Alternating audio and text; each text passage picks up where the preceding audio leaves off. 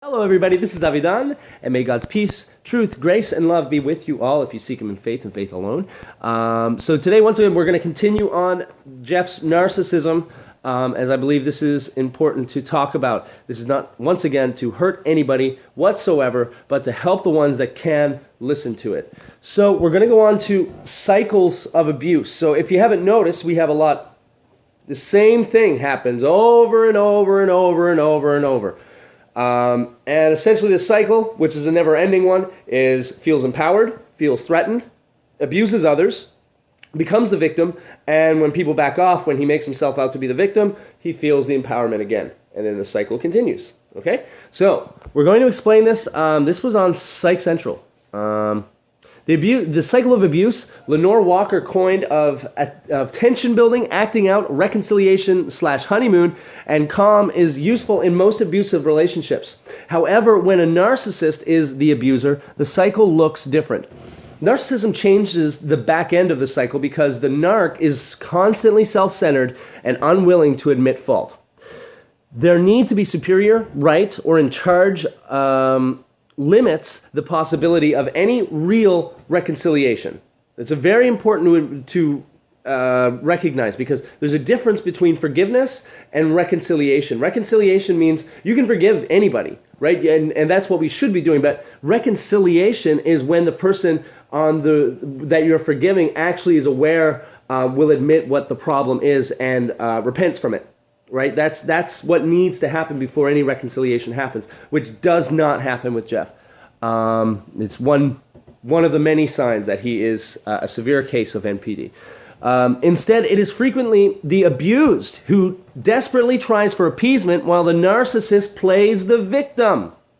We've seen the watchers. We've seen that he organizes mobbing. He organizes stalking. Okay? So the fact that he even knows that Steve Keys was talking about him, even though he wasn't pointing anything at them, he wasn't like directing any of the comments towards him, like with the little plus sign on Google Plus, and the fact that he apparently knows where he lives, would insinuate that he has actively gone to figure these things out. This switchback tactic emboldens the narcissist's behavior even more, further convincing them of their faultlessness. Any threat to their authority repeats the cycle again, and this is what's been happening. Just think about it. It's happened, 4 times now since TransAsia? That being the first one. So TransAsia, Flat Earth, what happened 2 months ago with us and Jeff when we fell out with him, and then right now. And it's not going to stop until somebody does something about it. What I mean by that is resisting this type of abuse. Here are the 4 narc cycles of abuse. First, feels threatened. An upsetting event occurs and the narcissist feels threatened. It could be disapproval at work, embarrassment in a social setting, jealousy of others' success, feelings of abandonment, neglect, or disrespect. The abused, aware of the potential threat, becomes nervous. They know something is about to happen and begin to walk on eggshells around the narcissist.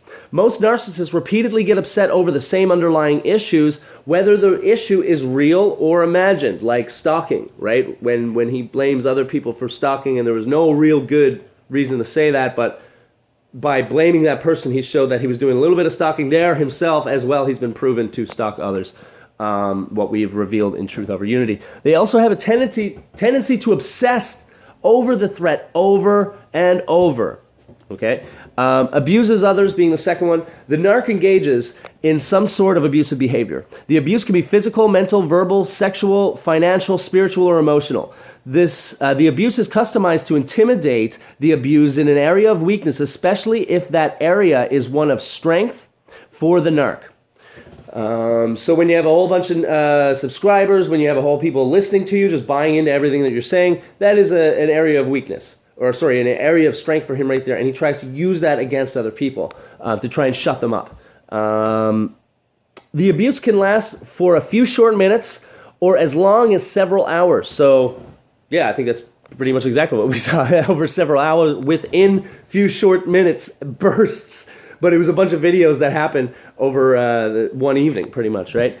Sometimes a combination of 2 types of abuse is used. For instance, a narc may begin with verbal belittling to wear out the abused. The Welcome to the Truth Movement video, that was a really good example of that. Followed by projection of their lying about an event onto the abused That's when he calls everybody a liar and a shill, and other people are stalkers. Finally, tired of the assault, the abused defensively fights back.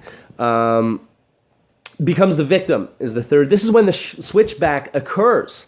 The narcissist use the abused behavior as further evidence that they are the ones being abused. The narc believes their own twisted victimization by bringing up past offensive behaviors that the abused has done, as if the abused initiated the abuse. Because the abused has feelings of remorse and guilt, they accept this warped perception and try to rescue the narcissist. This might include giving into what the narcissist wants, which means just shutting up, stop questioning him, stop disagreeing, just make sure that you agree and adore him. Accepting unnecessary responsibility, placating the narcissist to keep the peace, and agreeing to the narcissistic lies. And then what happens is if you withdraw, you say, oh, nobody deserves that. Not saying that anybody does. I'm not saying that anybody deserves to be stopped. What I'm saying is that it was pretty empty what he was talking about, what he was accusing other people of doing when there's the proven fact that he's done it. But what he wants you to do by that is saying that he is truly the abused, the victim here. And he's not. He's not at all. He's a narc that is acting out once again. So if you give in to that, if you allow him to believe that you're just going to buy this, what happens is they feel empowered. Once the abused has given in or up, the narcissist feels empowered. This is all the justification the narc needs to demonstrate their rightness or superiority. The abused has unknowingly fed the narc ego and only to make it stronger and bolder than before. But every narc has an Achilles heel, and the power they feel now will only last till the next threat of their ego occurs. Once the narc cycle of abuse is understood, the abused can escape the cycle at any point. Begin by coming up with strategies for future confrontations, know the limitations of the abused, and have an escape plan in place. The cycle does not need to continue forward. Well, I mean, when he's here all the time, I mean, it would be best that you just leave and not listen to him anymore.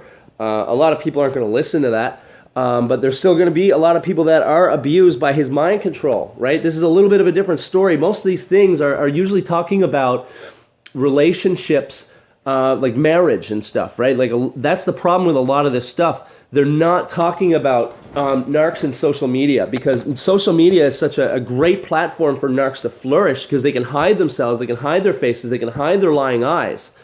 From the people that are listening to him and buying into what they're saying. So in this case, the abused here are just people that are buying into what he's talking about, are just buying into these games at which he's playing. And we're going to get into further one of the other games that he does. It's called Forgive and Forget. It's a big one by narcissists.